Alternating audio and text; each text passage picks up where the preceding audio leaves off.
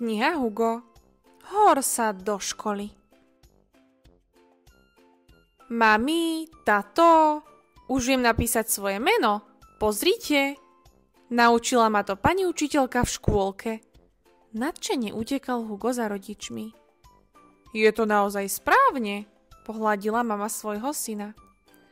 Tvoj úspech pripneme na chladničku. Čo povieš? Hrdo vyhlásil otec. Hugo bol šťastný. A keď si už taký frajer, aké je toto písmeno? Ukázal otec na O.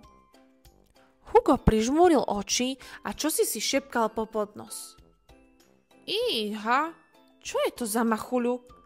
Veď som predsa napísal svoje meno, nekreslil som pizzu. Hej, počkajte, niečo som si zabudol. Zvolal a odbehol do svojej izby. Po chvíli z nej vykúkol s baterkou na hlave a s lupou v ruke ako nejaký detektív. Potrebujete niečo vypátrať? Potom som tu správne, povedal Hugo. Podišiel k chladničke a cez lupu vyhláskoval všetky písmená svojho mena. H, U, G, O. Ty si teda šíbal, zasmiali sa rodičia.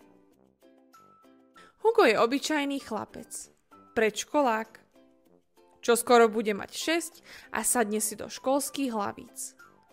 Rád sa blázni, skáče, behá, objavuje, neustále čo si vymýšľa. Všetko ho zaujíma a má poriadnu predstavivosť. Občas je neposlušný, tvrdohlavý, ale aj citlivý a premýšľajúci. Jednoducho, taký je Hugo. Jedného dňa mamka Hugovi oznámila. Pani doktorka nás zavolala na prehliadku a očkovanie. Čože? Zhrozil sa Hugo. Prehliadku? A čo mi tam budú robiť? Nikam nejdem. Už som predsa u doktorky. Bol a som zdravý ako repa. Vyhlásil na mosúrene a zabuchol za sebou dvere. Po chvíli mama vošla za ním do izby. Bojíš sa, lebo nevieš, čo ťa tam čaká však? Pani doktorka ťa len odváži, premeria, koľko si narástol, skontroluje ti oči a pichne ťa do ramena. Veď pri poslednom očkovaní si sa smial.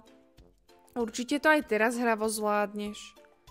Chápem, že sa obávaš.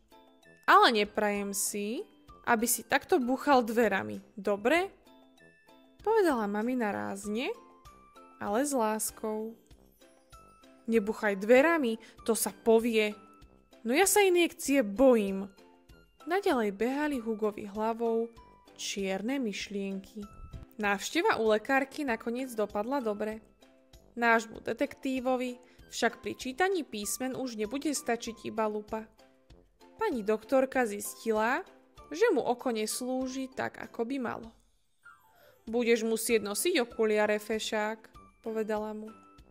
Čo tam po okuliaroch, pomyslel si Hugo. Veď budem ešte väčší frajer a budem môcť byť detektívom po celý deň.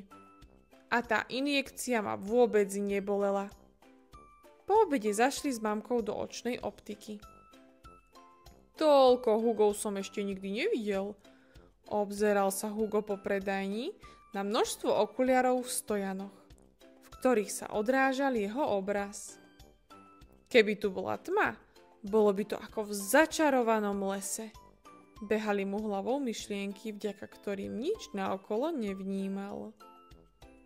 Zrazu ho niekto zľahka chytil za plece. Dobrý deň, mladý pán. Vyskúšame nejaké okuliare? Hugo až poskočil od laku. Skoro si myslel, že ho obklúčila horda lesných mužičkov. Prepáč, nalakala som ťa, ospravedlňovala sa pani predavačka. Nie, vydýchol Hugo a len čo sa spamätal, slušne dodal. Dobrý deň. A pustil sa s mamičkou a pani predavačkou vyberať najvhodnejšie okuliare. Pevné, odolné, nerozbitné, nezničiteľné. Aby pri Hugovi samozrejme prežili. O pár dní bol z Huga nový chlapec. Nahodený vošiel do izby a hneď sa pochválil sestre. Čo povieš, Adelka, pristanú mi? No, sekne ti to, uškrnula sa Adelka. Vyzeráš ako okuliarník indický. Len sa smej, ty sestriska jedna. Zvolal Hugo na zlostenie a vybehol na terasu, kde mali pieskovisko. To nie je fér. Myslel som si, že ma pochváli a ona sa mi vysmiala. Šomral si sám pre seba. Tie okuliare sú však parádne. Už nevidím žiadne machule. Spokojne dodal po chvíľke. Jej, tato! Zakričal Hugo, keď otec podvečer zaparkoval auto. Vidím všetky písmená na našom aute.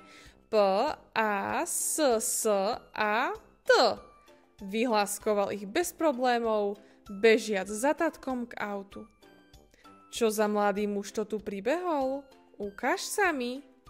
No, pristanú ti, kamarát. A ako sa ti cez ne pozerá? Spýtal sa otec. Výborne. Vidím aj písmená na našom aute a vôbec nie rozmazane. Už sa neviem dočkať, keď pôjdem do tej školy a naučím sa aj iné veci. Po dlhých letných prázdninách to konečne prišlo. Škola. Žiadna školička. Normálna, veľká škola. Hugo si na okuliare tak zvykol, že na ne niekedy aj úplne zabudol. Spomenul si až vtedy, keď mu medzi očami pristála lopta, ktorú mu hodila Adelka. Alebo keď sa šiel umyť a namiesto očí si umyl okuliare. Alebo keď do nich vrazil prstami pri rannom vyberaní karpiniek z očí. Ako by mu okuliare ušiam prirástli. Ráno, v 1. septembrový pondelok, už čakal na ostatných pri dverách. Vyobliekaný, s nagelovanými vlasmi a kvietkom pre pani učiteľku. Veď je predsa gentleman. Mami, som hotový, môžeme ísť? Nedočkávo poháňal Adelku a mamu. Čím bližšie k veľkej školskej bráne však boli, tým viac sa Hugovi sťahovalo hrdlo. Aj so žalúdkom sa mu čosi dialo. Už neťahal za ruku on mamu, ale ona jeho. Čo je, Hugo? Poďme, lebo budeme meškať. Veci sa tak tešil. Tešil, ale teraz mi je akosi čudne, pomyslel si Hugo. Plno ľudí, milión očí, tam dokonca niekto vrieska. A okrem Adelky tu asi nikoho nepoznám. Ani neviem, na čo som sa tu tak veľmi tešil. Bolo mu do plaču. Adelka ho už poznala a tak ho potlapkala po pleci a posmelila. Taký hurhaj je tu len dnes. Zajtra už budeš sedieť v triede, spoznáš spolužiakov a určite si hneď nájdeš kamoša. Staršia sestra mala pravdu. Na druhý deň bolo v škole lepšie. Hugo už vie, kde má skrinku, kde je jedáleň, kde plaváreň a najmä jeho trieda. Pani učiteľka je milá, má krásny úsmev a čuduj sa svete, aj ona jazdí na pasate. Hugo mu bystrému oku neušlo, ako si položila na katedru kľúče od auta. Srrrn! V triede sa rozozvúčal zvonček. Dvere do triedy sa zatvorili. Čo teraz? Na pani učiteľke zdesene viseli všetky oči v triede. Vítajte, milí moji žiaci. Včerajší prvý deň máte za sebou. A od dnes budeme skoro stále už len v našej triede. Teraz sa zhlboka nadýchnite a pomaly vydýchnite. To je asi tá telesná, čo spomínala Adelka, pomyslel si Hugo. Ale v laviciach? Nešlo mu to do hlavy. Len čo sa zhlboka nadýchol a vydýchol, uľavilo sa mu. Potom si všetci posedali na koberec. Navzájom si hádzali klbko vlny, ktoré sa odmotávalo a ten, kto ho práve držal, sa predstavil.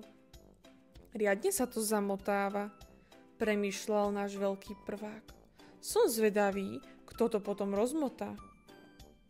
Z úvahou vyrušilo klpko, ktoré sa mu odrazu ocitlo v ruke.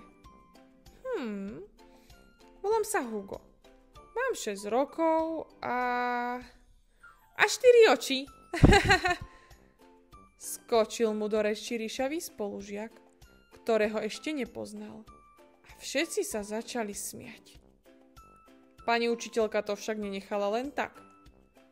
Hugo má 2 oči a okuliare. Vďaka nim lepšie vidí a všetci ho budeme rešpektovať. Tak, ako rešpektujeme teba, Oliver. A nesmejeme sa z tvojich ríšavých vlasov. Každý je iný a výnimočný. Pamätajte si to. Smiech doznel. Oliver sklonil hlavu a klpko vlny ďalej kolovalo medzi novými spolužiakmi. Pozrite sa, akú pavučinu sme spoločne vytvorili. Nadšene zvolala po chvíli pani učiteľka. Ak by niekto svoj kúsok vlny pustil, pavučina by sa narušila. Takto sme teraz prepletení aj my. Spolu tvoríme prvú A. Každý z nás má v triede miesto a svoju dôležitú úlohu. Potom si všetci žiaci vyrobili menovky a položili ich na lavicu. Dopoludnie bolo nakoniec fajn. Po obede ostal Hugo v družine. Žiaci sa hrali. Nik nepísal domáce úlohy, lebo ešte žiadne nedostali. A zajtra ich čaká výlet do planetária. Hugo si spokojný kreslil. Au! Skríkol odrazu. Čo to bolo? Do Huga niekto hodil drevenú kocku. Zase ten ryšavý chlapec. Hlúpe okuliare. To všetko je ich vina. Mal som ich radšej nechať doma. Hneval sa Hugo. Čo bolo ďalej, sa dozviete, keď sami túto knihu otvoríte.